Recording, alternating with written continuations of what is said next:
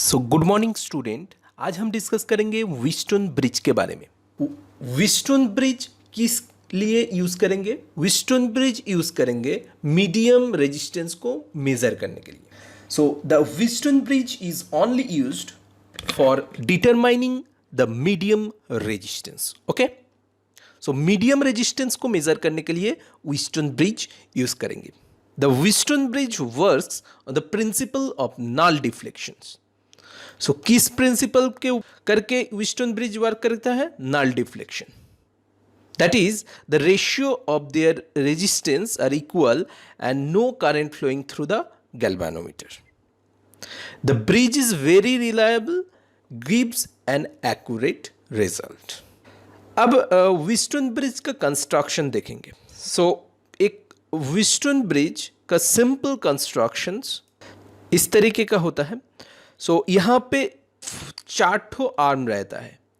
यहाँ पे मैंने resistance P Q R S से रिप्रेजेंट किया। सो पी एंड क्यू जो है ये नोन रेजिस्टेंस है, आर जो है अननोन रेजिस्टेंस है, और एक वेरिएबल रेजिस्टेंस रहता है जिसको एस से रिप्रेजेंट किया। ए बी टर्मिनल के अंदर जो करंट फ्लो हो रहा है उसको I1 से रिप्रेजेंट किया। BC के अंदर जो करंट फ्लो हो रहा है उसको I3 से रिप्रेजेंट किया। CD के अंदर जो करंट फ्लो हो रहा है उसको I4 से रिप्रेजेंट किया। एंड AD के अंदर जो करंट फ्लो हो रहा है इसको I2 से रिप्रेजेंट किया। यहाँ पे एक बैटरी और EMF सोर्स लगा दिया AC टर्मिनल के अंदर। ओके, तो बहुत ही सिंपल एक कंस्ट्रक्शन है। This is the construction of Wheatstone bridge. The bridge is in balance condition when no current flowing through the coil or the potential difference across the galvanometer is zero. मतलब क्या है? Bridge जब balance condition में रहेगा, galvanometer में कोई भी deflection नहीं होगा, मतलब गैल्वेनोमीटर में कोई भी करंट फ्लो नहीं होगा। सो बैलेंस कंडीशन में गैल्वेनोमीटर में कोई भी करंट फ्लो नहीं होगा। This condition occur when potential difference across A to B and A to D are equal and the potential difference across B to C and C to D is remain same. P resistance में जितना drop होगा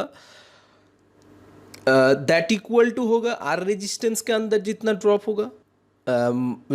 so यहाँ पे drop कितना होगा? P into I1 and यहाँ पे drop कितना होगा?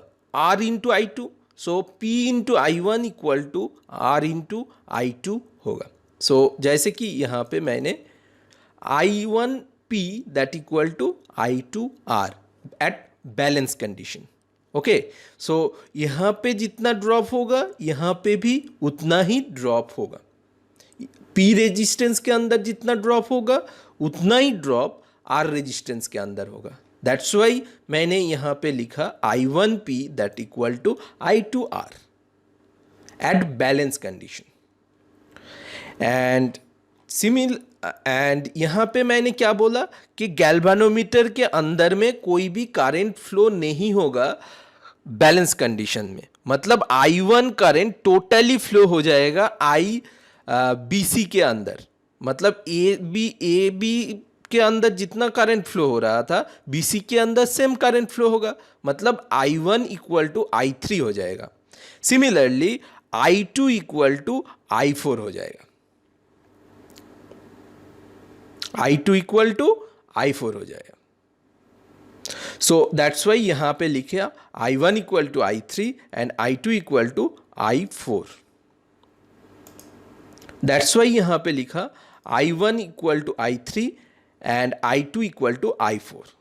अब यहां पे EMF से अगर रिप्रेजेंट करेंगे तो क्या होगा? EMF E divided by P plus Q। ये टोटल जो आर्म है इसको ऐसे रिप्रेजेंट कर सकते हैं ना, EMF by total resistance P plus Q। EMF E divided by P plus Q, total resistance इस आर्म में। That should be equal to I1 लिख सकते हैं, that should be equal to I3 भी लिख सकते हैं. So I1 equal to I3 equal to लिख सकते हैं E divided by EMF divided by total resistance A and C के बीच में. सो AB का रेजिस्टेंस P है एंड BC के बीच में रेजिस्टेंस जो है Q है. So total resistance P plus Q है एंड EMF E है. तो V is equal to IR formula से ऐसे लिख सकते हैं ना, E divided by PQ. Okay. Similarly जो थर्ड एंड फोर्थ आर्म है, जैसे कि रेजिस्टेंस S यहाँ पे है, यहाँ पे रेजिस्टेंस R है. So R plus S, total resistance R plus S होगा एंड EMF कितना है, E है. So E by R plus S हो जाएगा. That is I2 equal to I4 equal to E by R plus S होगा.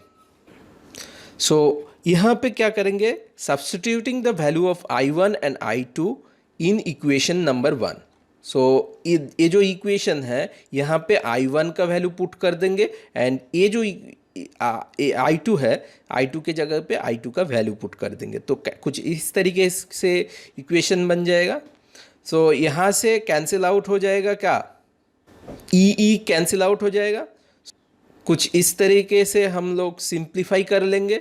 Simplify करने के बाद जो मिलेगा वो है R equal to P by Q into S. So unknown resistance क्या था, R था.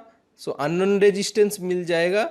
नॉन रेजिस्टेंस क्या था, P by Q and variable जो रेजिस्टेंस था S. सो अननोन रेजिस्टेंस यहाँ से मिल जाएगा. तो व्हीटस्टोन ब्रिज से हम लोग क्या करेंगे, मीडियम रेजिस्टेंस को मेज़र कर सकते हैं. And thank you.